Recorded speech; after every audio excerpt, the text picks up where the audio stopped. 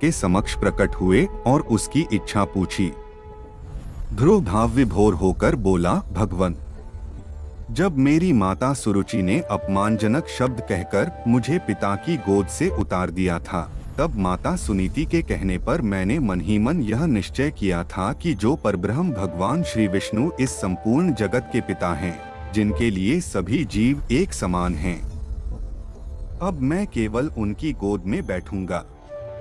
इसलिए यदि आप प्रसन्न होकर मुझे वर देना चाहते हैं तो मुझे अपनी गोद में स्थान प्रदान करें, जिससे कि मुझे उस स्थान से कोई भी उतार न सके। मेरी केवल इतनी सी अभिलाषा है। श्री विष्णु बोले, वत्स, तुमने केवल मेरा स्नेह प्राप्त करने के लिए इतना कठोर तप किया है, इसलिए तुम्हारी निस्वार्थ भक्ति से प्रसन्न होकर मैं तुम्हें ऐसा स्थान प्रदान करूंगा जिसे आज तक कोई प्राप्त नहीं कर सका। यह ब्रह्मांड मेरा अंश और आकाश मेरी गोद है।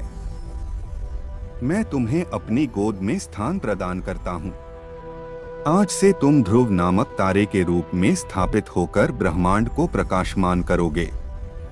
इसके आगे श्री विष्णु ने कहा, तुम्हारा पद सप्तर्षियों से भी बड़ा होगा और वे सदा तुम्हारी परिक्रमा करेंगे।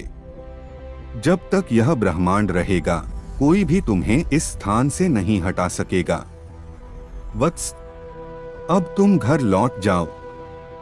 कुछ समय के बाद तुम्हारे पिता तुम्हें राज्य सौंपकर वन में चले जाएंगे। पृथ्वी पर 36,000 वर्षों तक धर्मपूर्वक राज्य भोग कर अंत में तुम मेरे पास आओगे। इतना कहकर भगवान विष्णु अंतर्धान हो गए। इस प्रकार अपनी भक्ति से भगवान विष्णु को प्रसन्न कर बालक ध्रुव संसार में अमर हो गया।